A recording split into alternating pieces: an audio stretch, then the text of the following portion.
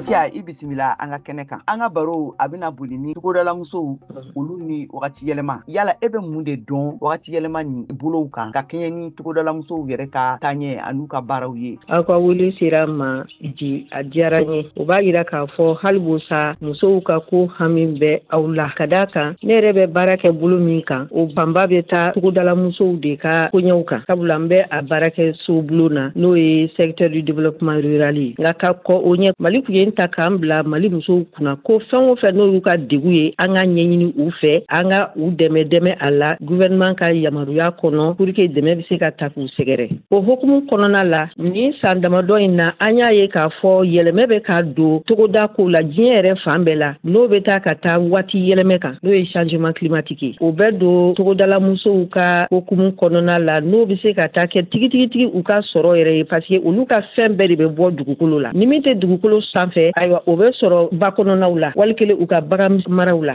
N'a fɔra ko san tɛna nacogo la yɔrɔ baw tɛ fa dɛ sɛnɛw tɛ se ka kɛ u kɛcogo la tuguni. An dun ka musow bolo bɛ sɛnɛko la kosɛbɛ. An bɛ se k'a fɔ togoda la muso mun bɛ Mali kɔnɔ a 70% bɛ sɔrɔ togoda de la wa baara wɛrɛ dun fɛnɛ t'olu la ni sɛnɛ tɛ. Ne hakili b'a la anw denmisɛnnin san bɛ daminɛ mois de juin a bɛ taa ban ka bɛn fɔ école ta kalo mois d'octobre ye o première semaine nka sisan o bɔra la. San bɛ bali ka na kabi mois de mai o y'a sɔrɔ mɔgɔw ma hali u ka forow labɛnw kɛ ni jardin misɛnninw don yɔrɔ musow bolo bɛ don sɛnɛbaw fɛnɛ na cɛw fɛ kɔrɔsiyɛn na. San bɛ bali ka na ka sɔrɔ o labɛnw ma sabati. Mois de août n'o min ye cɔcɔ kalo ye san bɛ tunu a tina donc sumanw nana wuli u mago b'a la tuma min na san ka a sɔrɔ san bɛ jɔ ka tila ka na wuli tuguni fɔ ɲɔw tigɛ kuma de i bɛ taa sɔrɔ san bɛ bali ka na ɲɔ minnu tigɛra a ji b'olu bɛɛ toli ka sɔrɔ u ma se ka ladon so. Nin ye koba de ye n'o o jouelen don togodala musow kan parce que olu ka diɲɛ ko bɛɛ ye togoda ko in de koyi. Sɛnɛ jardin ko nakɔ ale ni bagan misɛnnin mara wa muso minnu fɛnɛ bɛ jɛgɛ ko la jɛgɛ yɛrɛ tɛ ka sɔrɔ anw fɛ yen tuguni koyi ka datu jɛgɛ kun kilo tari jɔ fɔ 800 na a wusulen o tuma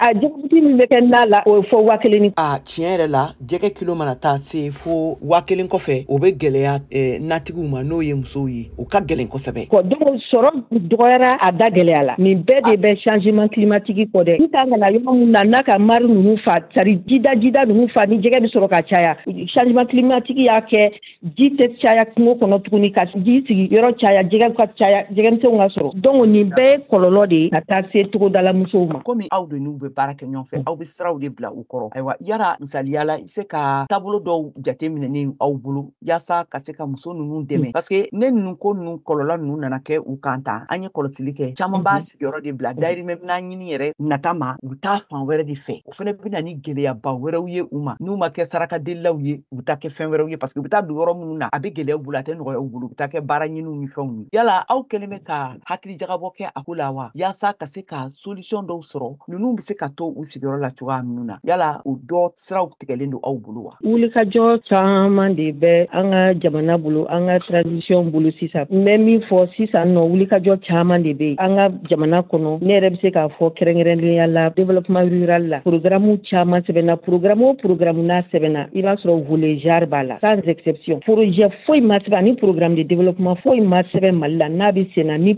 volet genre t'a la maintenant minnu bɛ bɔ u sigiyɔrɔ la bɔ sigiyɔrɔ la ko bɛɛ dulonnen tɛ ko changement climatique. I ko sa ko sigiyɔrɔ bɛɛ dulonnen tɛ wagati yɛlɛma la gɛlɛya wɛrɛ jumɛn bɛ tuguni min bɛ u bila a la? Fankelen dulonnen don a crise min bɛ Mali la crise sécuritaire ala y'a kɛ a ye dɔw bɔ u sigiyɔrɔ la mais ala barika la seginni bɛ ka segin ka taa kɛ o yɔrɔ la parce que a yɔrɔ dɔw bɛnnen don nɛɛmama yɔrɔ la donc musow tɛ se ka jɛ o kɔ communauté minnu sigilen bɛ o yɔrɔ la olu tɛ se ka jɔ o yɔrɔ kɔ olu bɛ ka segin olu bɛ ka an bɛ k'olu jate minɛ minnu bɛ seginni na projet fɛn fɛn bɛ ka sɛbɛn olu ka besoin bɛ intégrer o fɛ a projet o projet n'o bɛ togoda kan musow ka niyɔrɔ bɛ a la maintenant minnu bɛ ka déplacer n'olu nalen don duguba kɔnɔ n'u dɛsɛlen don ka segin volet social dɔw sigilen bɛ sen kan yarɔ ministère 3 de bɛ baara kɛ o hukumu kɔnɔna la développement social n'o talen don bolo la sisan nɔ ministère de la santé fɛ ale ni promotion de la femme ani développement rural ni secteur 3 bɛɛ bolo bɛ nin yɔrɔ fa in na ko minnu bɔra u sigiyɔrɔ la ka duguba sɛgɛrɛ jateminɛ kɛlen don k'a fɔ u sigiyɔrɔ damadɔw dɔnnen don bamakɔ y'an yɛrɛ u b'a fɔra ma ko garabali ninnu na donc an taara k'u lajɛ dɛmɛ fɔlɔw taara k'u kɛ k'u sɛgɛrɛ en même temps projet misɛnnin n'u bolo bɛ se ka don la ani ka formation kɛ u kunna fo n'u bɛ se ka o lawaleya o kɛ baarakɛ bolo ye duguba in kɔnɔ yan. Awa k'a fɔ an balimaw ɲɛna an ka bi musow ka kɛnɛ kan ani madame